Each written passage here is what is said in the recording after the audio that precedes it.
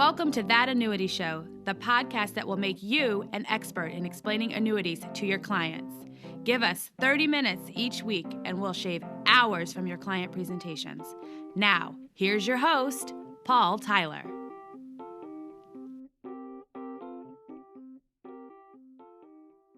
Hi, this is Paul Tyler, and welcome to another episode of That Annuity Show. Will, welcome. Good to be here. Good to have you here, Ramsey.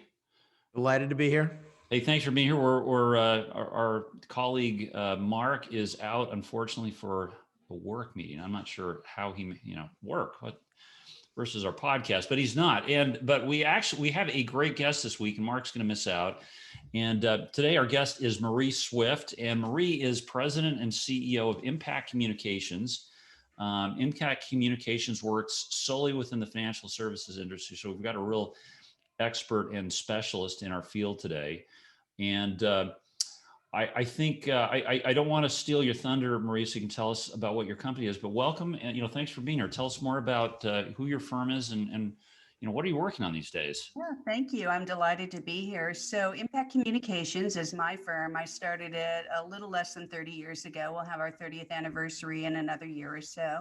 But before I was working in my role at Impact as the founder and the leader of our merry band. We have about 12 people working on projects at any one time for an array of clients. I was actually inside of a wealth management shop in Orange County, where I served for 5 years, just working all the stations, learning the business, learning to love the industry, and working with a hard charging group of about 20 top producers. Most of them were alpha guys back then, and there were a couple alpha gals, but I loved the marketing aspect and found that was my groove, where I found my real love of the industry and my passion for marketing and communications. So if you fast forward about 35 years, 33 years from there, this is what we're doing today. Impact Communications only works with advisors who want to do marketing and PR. And so we have a whole swath of things that we can help them with in that array. So, I'm an advisor. I have, I'm independent.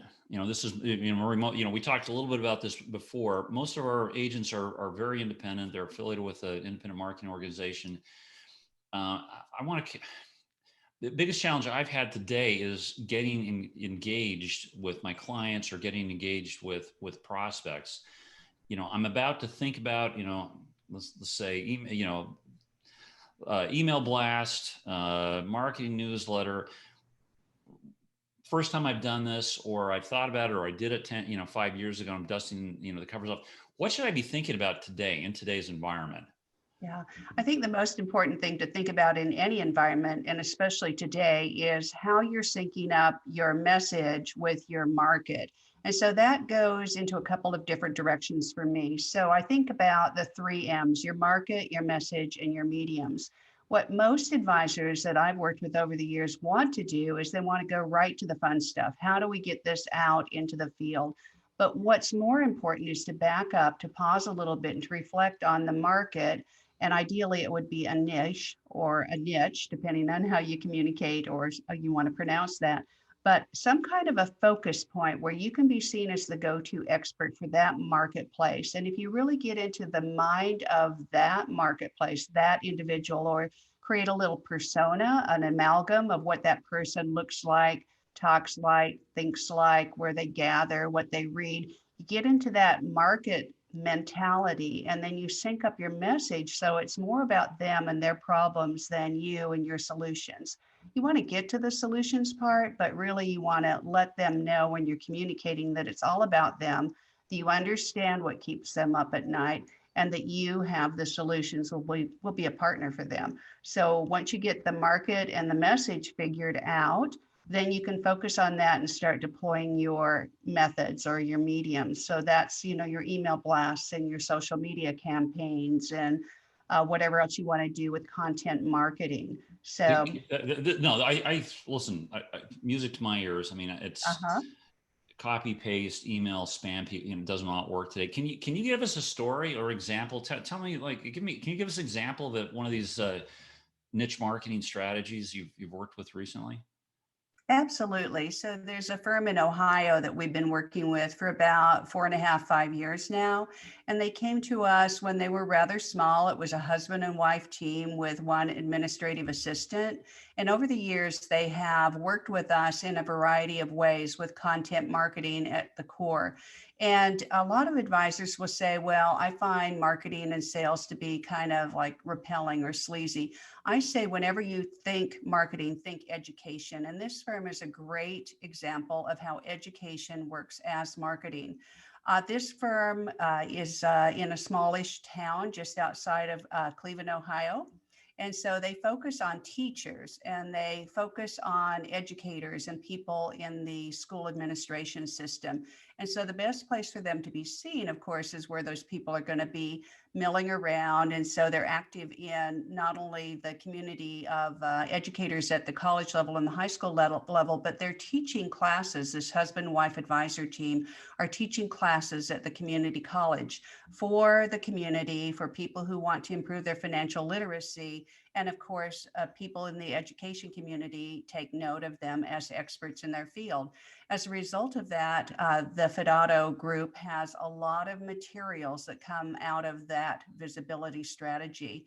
Now, today they're doing things virtually because of the COVID crisis, but they were doing these in person where they could build relationships and rapport in person, but they would always capture the content so that they could slice it, dice it, use it as digital communication on their podcast or in their webcasts or on their website and social media. So as a result of that, the Fidato group has grown. They're growing about 50% year over year the last 3 years, but it took a while to get this going. And I call it the PESO model. It stands for paid, earned, shared, and owned. They're working all those stations as we go through their marketing planning process. Hey, Marie, did you help them refine or identify that niche, or did they have it and then you help them expand on it? What was the value play that you brought to them? Yeah, so when they came to us, they already had this niche. So they told us where they wanted to focus, but they weren't growing and they needed help with creating the right kind of strategy and the right kind of content.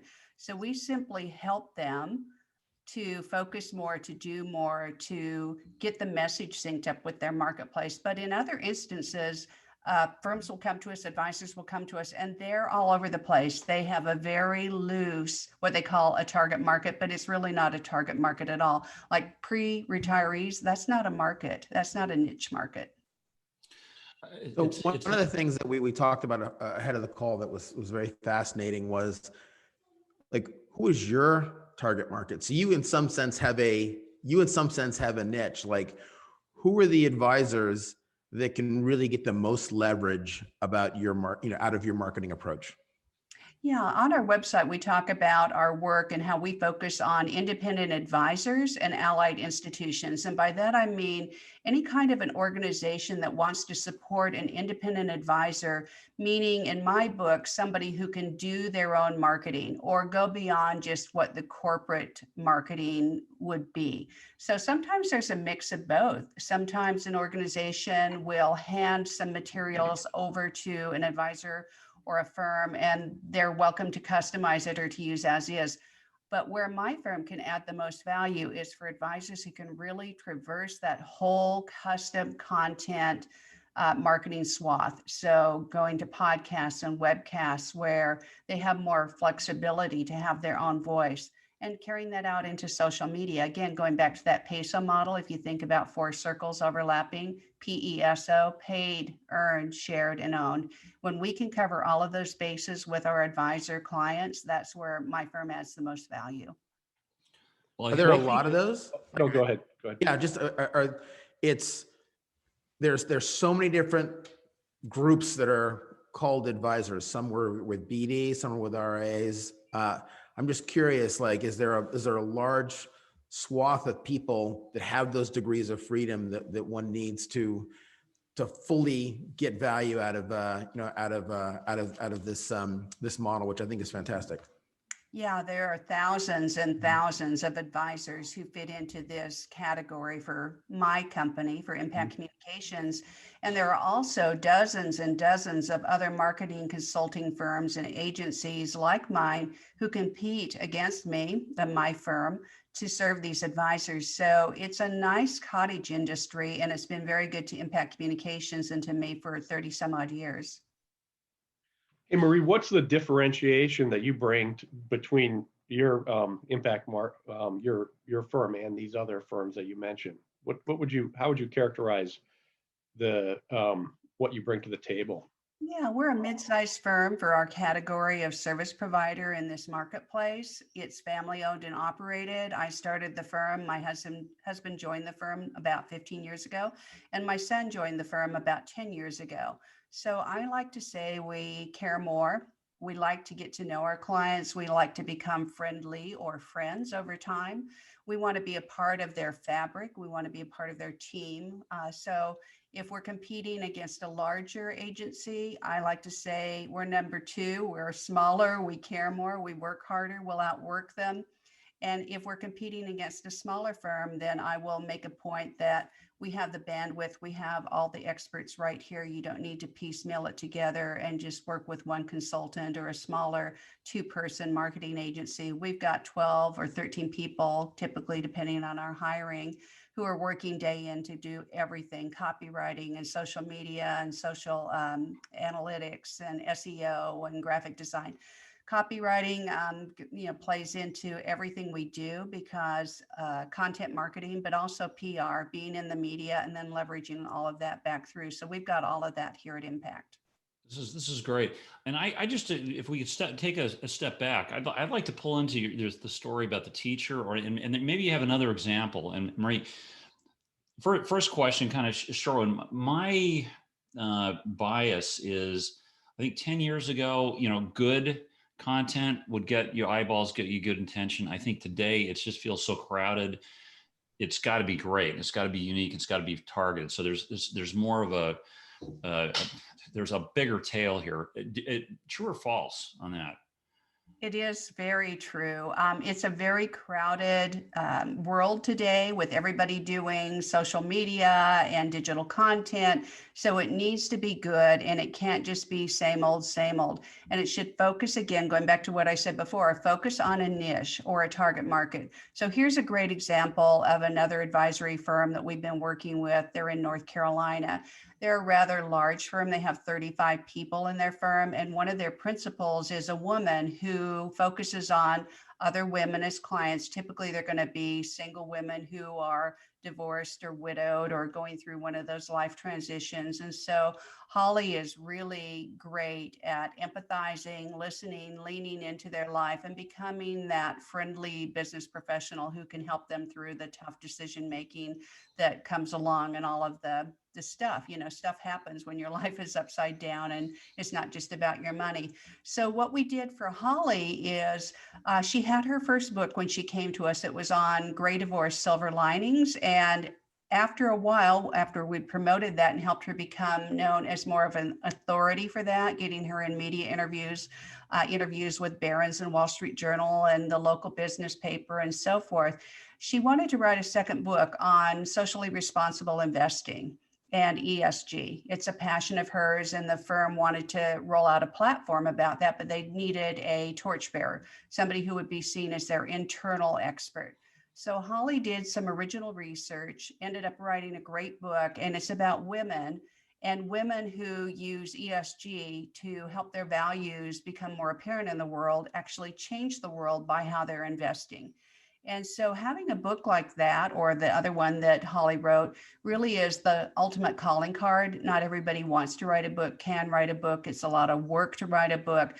But if you can have something like that, that's your calling card, whether it's a signature podcast or a signature video series, like I have the Swift Chat video series, that's going to go a long way to impressing people where, you've got something that not everybody else has. You've taken the time to do the original research like Holly did, to write the book, to hire a PR firm, to do news releases, to get interviews, and to harness all that back through for the good of your own clients, but also their friends and family who may also need that kind of expertise, or if it's not with Holly, one of Holly's colleagues at the firm who specializes in a different kind of a persona, if you will.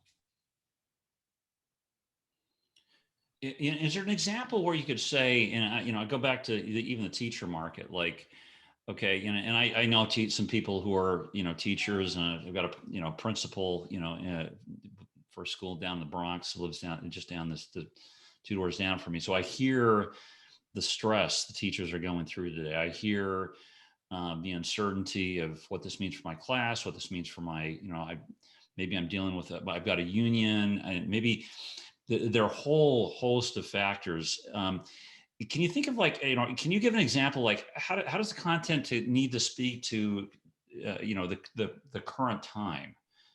As I'm trying to cut through clutter here over the next, should I be focusing my content on how the pandemic has influenced, or impact my clients, or should I be more timeless and focus on, I am the 403B expert, for your school or your union. I understand the pension plan perfectly, and the rest of the stuff will sort it out, but I'm an expert here. How should I invest my time here over the next, 3 months? Yeah, I've got 2 examples for you, and they both touch on what you're asking about. So we're working with a firm that is located in Southern Maryland, just outside of Washington, D.C. And there are a number of federal employees there, as you might guess, some military personnel and some defense contractors and so forth. And this particular firm specializes in working with people with the TSPs, the thrift savings plan. So it could be a teacher, it could be, I think there are 403Bs, and there's a 457. And so it's not just your usual 401k type of administration, but this firm has been promoting timeless concepts for retirement planning for people who have that kind of a retirement plan, employer sponsored or government sponsored plan. And they've been doing this for about 35 years now. They're still actually finding that they can do in-person workshops in a fun setting where it's CDC compliant and safe, and that people are coming. They tried webinars and they just were not getting the people showing up. We hear a lot about Zoom fatigue or, battle fatigue. They're finding that their prospective clients or their current clients will bring friends and family to a vineyard where the owner of the vineyard is actually the same person as the financial advisor. So he's got a little bit of an advantage there, but it's located just outside of the city. There's lots of room to spread out, even if when they're inside, they serve adult beverages and they serve snack trays, and Mike just holds court for 2 hours and helps people get their retirement planning lined up. He is doing a great business. He is going to be growing again this year. He just rebranded his company after he did an exit plan with his last partners. So now he's rebuilding from scratch, but he's already up to $100 million under management in less than a year and a half. So he's doing great with that kind of focus and outreach in the Washington, D.C. area, using traditional seminars in a fun setting as his hook, if you will, his way to get in front of people. One more example, and this goes to your point about sticking with the current times, or not just sticking with evergreen content, but I would say customizing for the current times.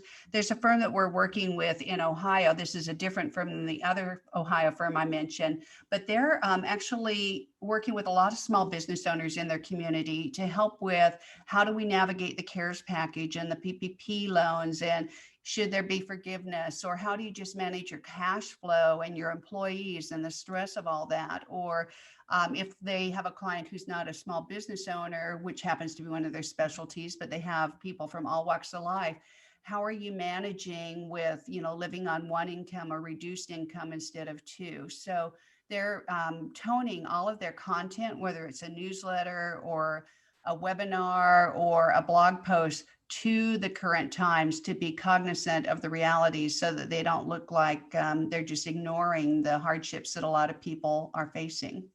I mean, that makes so much sense, because everything that you've highlighted there, those are all real pain points that people are dealing with right now. And, one of the challenges we have in this business is we're in the business of selling vitamins, if you will. When, the reality is when people experience pain, they're trying to find ways to sort of resolve it. And so all those topics are there. Now, it sort of leads me into wanting to find out a little bit more about some recent work you've done. So you worked on a project called Conversations That Matter. You tell us a bit more about that project.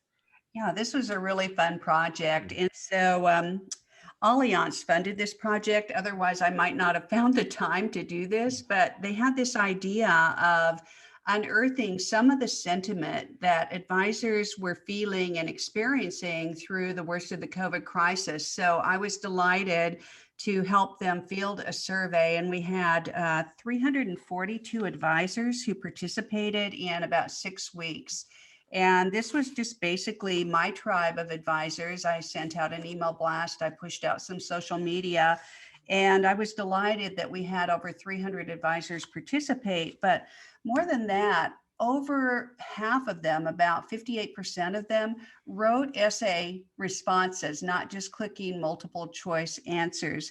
And this led me to believe that advisors in my tribe, independent advisors is my tribe, that they're really hungry to share their stories. So they took the time not just to answer the 13 multiple choice questions, but to provide responses to 2 open essay questions. And so the result of this survey, I've turned it into a special report, just kind of summarizing the best of what we learned from listening to these advisors and assessing their responses in the survey. You know, we have percentages, but we also have stories of advisors of how they went the extra mile for their clients during the March, April scary time where a lot of people's lives were just upside down and people were afraid for their livelihoods and their families and their health. And, you know, the world just seemed upside down. So we have those stories now, and I've tried to put as many of them as I could into this white paper, this special report. It's called Conversations That Matter. And recently did a webinar through the RAA channel where that replay is going to be available soon. So as soon as it's available, the paper, which should be any day now, and the webinar replay, I'm going to put it on my blog, which is marieswift.com. Pretty easy to remember if you can remember my name. And you will be able, anybody listening to this will be able to download the paper to benefit from the stories and the statistics that we've gathered and to listen to the webinar replay. And just one last little thing about the Conversations That Matter project. What happened is we saw that advisors who were more empathetic, who had more of a crisis counselor skill set, who were not just good listeners, but were able to handle their own life and stress as well as their clients' life and stress and go that extra mile and customize their service delivery, that they're the ones who are now thriving. So when I did the RAA channel webinar, we actually did a live poll. We had about 200 advisors on the webinar with us. And the advisors on the poll were saying to us through live polling that they are growing now, and they're growing through phone calls and email communications and traditional, outreach such as meetings, but now it's virtual meetings and sometimes in-person meetings. So I think clients kind of got punched in the nose. Everybody kind of got punched in the nose in the early part of 2020. And now that people are starting to see, like, this is the new reality, this is how we're going to live and work for a while, this is how we're going to cope with it, that people are starting to refer again. People are referring their friends and families to these advisors who really showed that it was more than just a number, and more than just an account to them, more than just money. So is there one particular nugget or any surprising finding that you encountered that you can share with us, or an anecdote?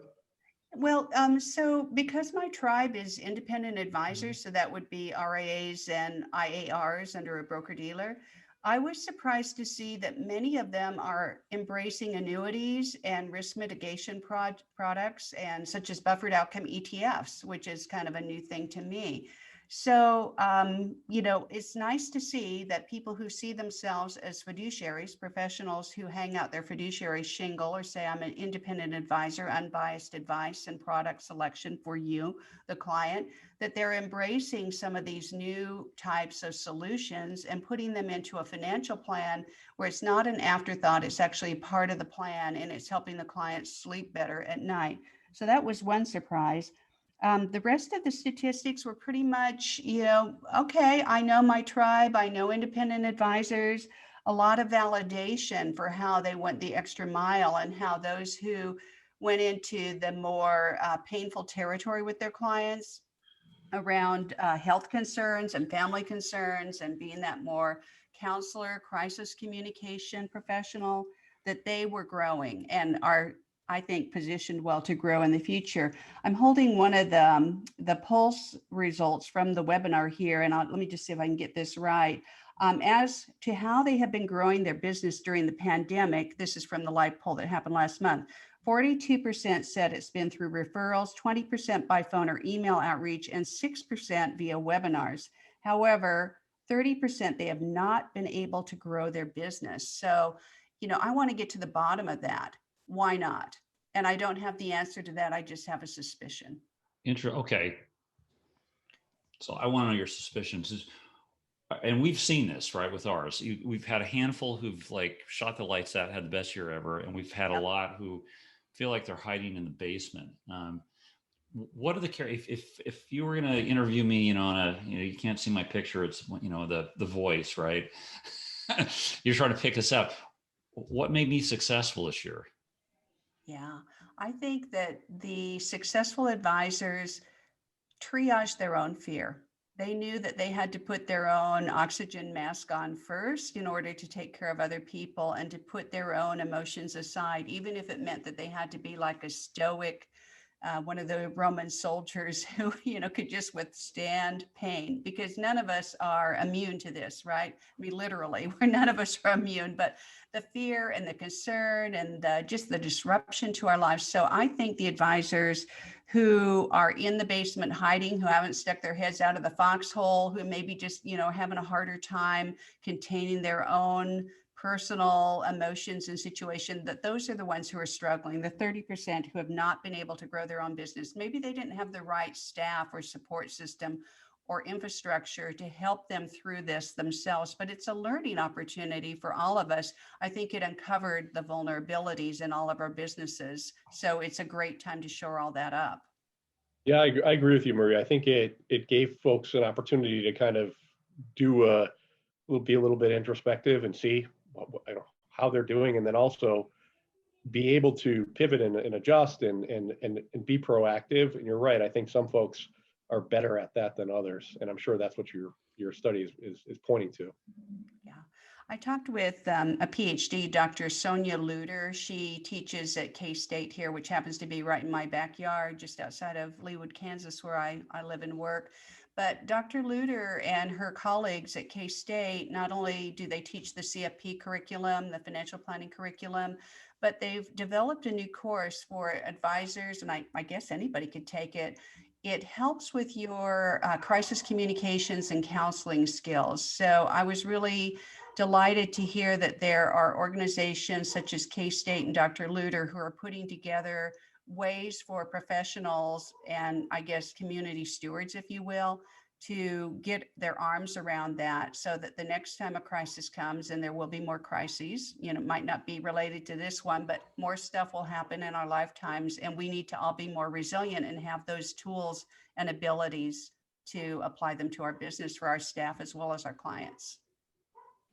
Yeah, we had Ramsey and I had an interesting discussion with we've got a series of retirement forums on the future of retirement. We actually had a behavioral psychologist and some real interesting people on our panel discussion last week. And we talked a lot about emotions, controlling emotions, what are the emotions that are triggered? And I think what I hear from you, and I kind of relates back, is what you're saying. Well, what an advisor is doing for herself or himself is kind of what you should be doing for your client too, is helping them manage through their emotions, think objectively.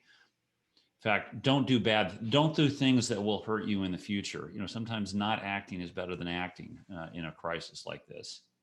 Absolutely. And I had a fabulous video interview with somebody you may know. If you don't, I hope you will watch it. Carl Richards, who got famous as the sketch guy, doing the little Sharpie drawings on napkins about financial topics, and then the New York Times published them and so forth. So I called up Carl, and he's living in London right now. We had a video chat. I call them Swift Chats.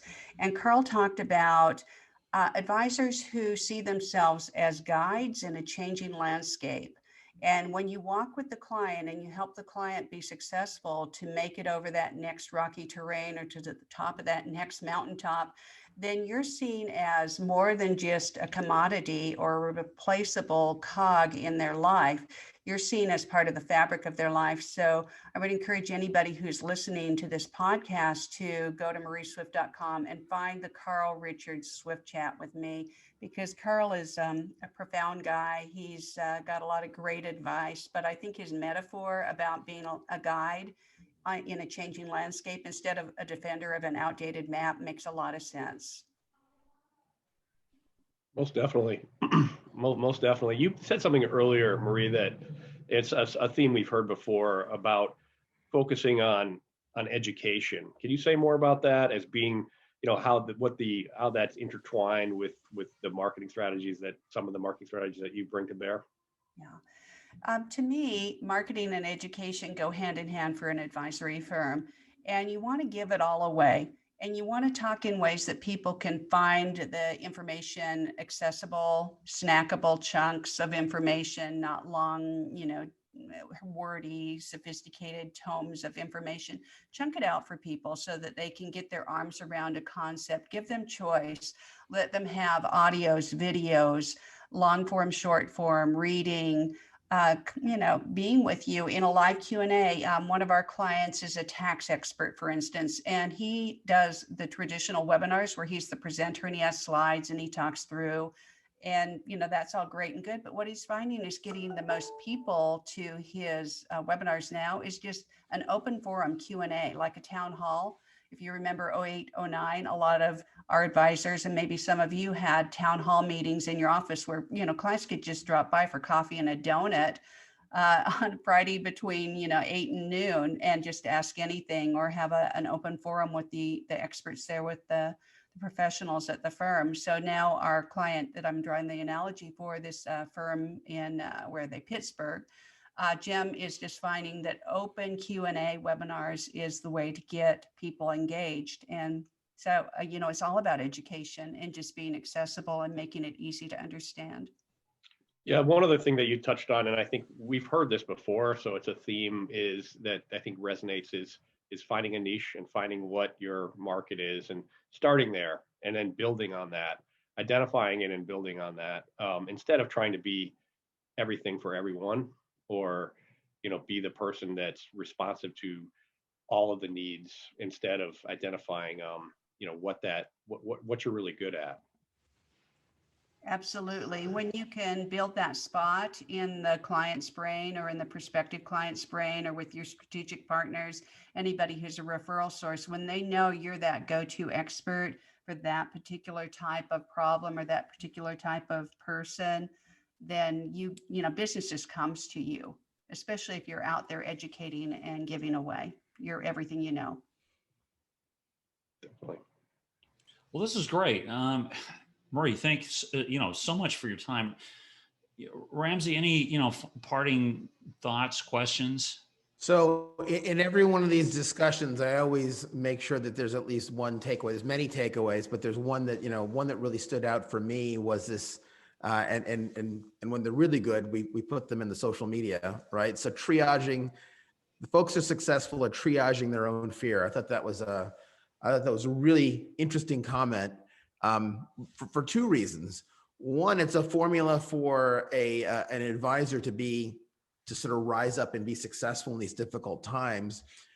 But two, the other really sort of interesting point there is that they can be an example for their clients. So we have this really interesting time where, because we're all going through this, the empathy factor, we have the opportunity for the empathy factor to be really strong. Because whatever your clients are going through, you're going through as an advisor as well. So that was, I thought that was a fantastic comment, and that will be, again, that'll be in my social media. attributed to you, to be very is clear. Yeah, this is great, Marie. Thanks so much for your time. And I know you've got another publication you're going to talk to. I can't wait to see what you're doing. Tell us what's the best way for advisors to find you. You mentioned your blog. You've got some really good information coming out. How do I stay in touch with you? How do I get in touch to see if you can help me in my practice? Yeah, just Google me. I'm the most famous Marie Swift on the World Wide Web. I'm not the poet or the makeup artist, but I should stand out against those other two Marie Swifts. And I work hard to keep my search engine functionality up there and try to beat them out. It's a fun little game. But you can Google me. You can follow me on social media. I'm on Facebook as a business. I'm on Facebook as an individual, LinkedIn business, LinkedIn, communications as a professional, as well as Twitter. marieswift.com is my blog, and you can find me there or just through my company website, impactcommunications.org. And we try to put a lot of our resources, free resources, webinar recordings, again, the survey paper from Conversations That Matter will be there, as well as all my Swift chat videos. So they're all interconnected. It's like one big octopus with lots of tentacles out there in the World Wide Web. You'll find me, you'll find us. And I hope you'll follow along as we develop more tools and resources in 2021. There's some good stuff ahead.